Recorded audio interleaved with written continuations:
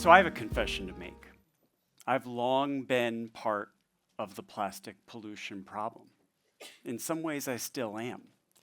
And for a long time, I've been an unwitting contributor. We've been taught in medical school that much of the plastic equipment we use was essential.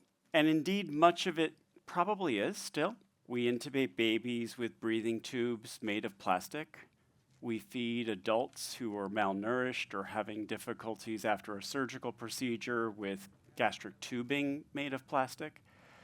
We filter out blood when patients are critically ill and their kidneys are failing the same way. We provide critical treatments with inhalation medication delivered through plastic. But so much of plastic in healthcare is actually non-essential, and we waste a lot of plastic. 14,000 tons of waste are produced by US hospitals. 20% of that is plastic. So we are part of the problem.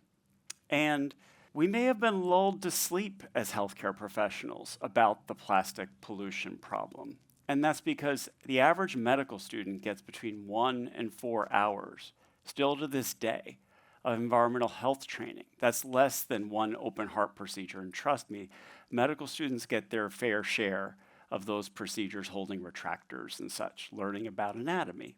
So it's really important to keep that in mind. We also, when we've been training, had been taught for many years based upon a Swiss philosopher about toxicology, Theophrastus Bombastus von Hohenheim. I love saying that name out loud. Paracelsus. He taught us something like, there's debate about the actual words, but something to the effect of only the dose makes the thing a poison. So the assumption was that lower levels of chemical exposures weren't a problem. We would be fine. High dose exposures, bigger problem.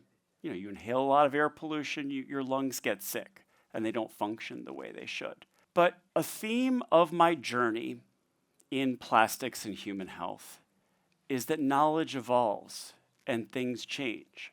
Even as a pediatric resident, I probably saw the alarms coming when I saw children with type 2 diabetes coming through time and time again, more every year.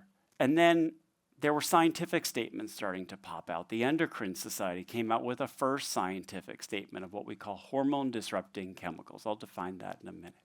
Second statement followed with 1,331 scientific references just 6 years later. So things evolve very quickly in our knowledge and understanding of what plastic does to our health. Plastic hacks our hormones, our signaling molecules that underlie basic biological functions, from temperature, metabolism, salt, sugar, and even sex. These are chemicals, natural chemicals, mind you, that run around in extremely low levels of our body. They're the concert masters of the human function.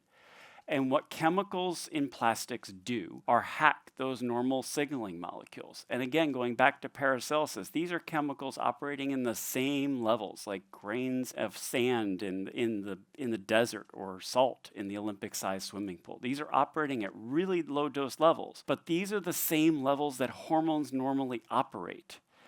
And we have evidence at this point for so many chemicals in plastics for their effects on human health. We're talking about flame retardants that are used to make sure that plastic devices don't burn up. We're talking about phthalates used to soften polyvinyl chloride plastic used in food packaging and cosmetics. We're talking about bisphenols used in aluminum can linings and thermal paper receipts. We're talking about per and polyfluoroalkyl substance forever chemicals that are used in nonstick cooking and oil and water resistant clothing. And the impacts run from cradle to grave and womb to tomb. They make babies shrink compared to their normal birth weight so that they are programmed to take an adverse metabolic profile for the rest of their lives: obesity, diabetes, and heart disease. We're talking about effects on thyroid hormone, the master conductor of brain development. And in the clinically normal range, this isn't something an obstetrician can detect.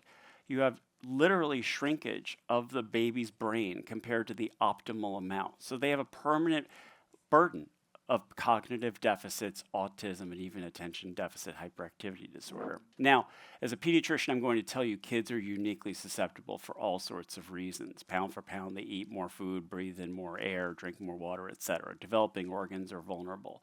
But we're all vulnerable to the effects of these chemicals.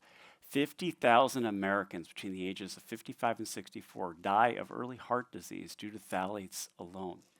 Increasingly, we're understanding that flame retardants, bisphenols, and phthalates contribute to a variety, particularly hormone-sensitive cancers, thyroid, ovary, breast, just to name a few, testicular cancer. And the costs are real. We did a study just a couple of years ago documenting that the costs of diseases due to chemicals in plastic are $249 billion a year. That's just the plastic specific part. And that's already 1.2% of our gross domestic product. Take that out to a global level.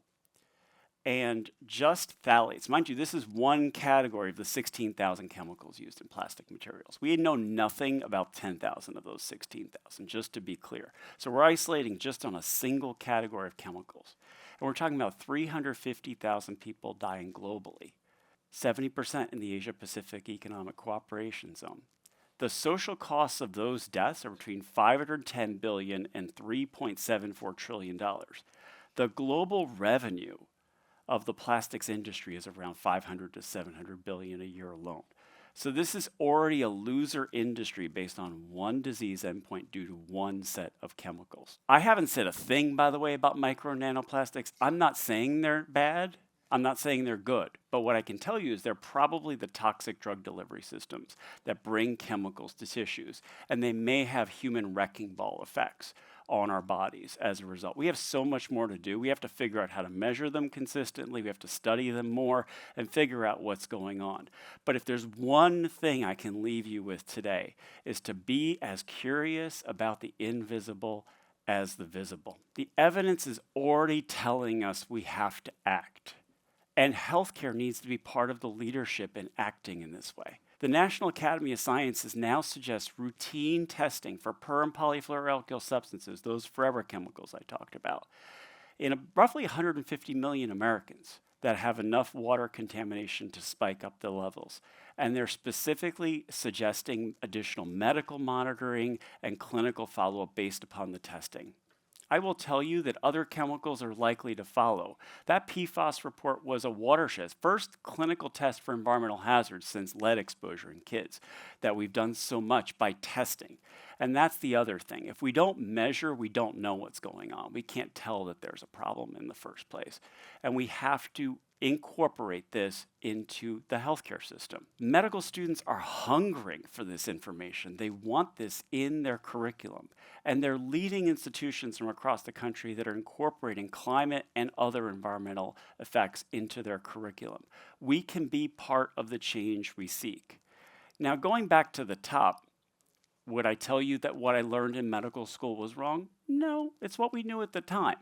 But what I was told at the beginning of medical school is half of what we learned would roughly be wrong by the time we ended medical school or even 20 years later. I'm not sure who, different people said it differently. That means that we have to put plastics and environmental hazards firmly into all aspects of what we do. It's not just a research thing. The research has laid out the roadmap. It's outlined specific actions. I'm always going to tell you more is needed, but we need to incorporate this in our operations, getting non-essential plastic out.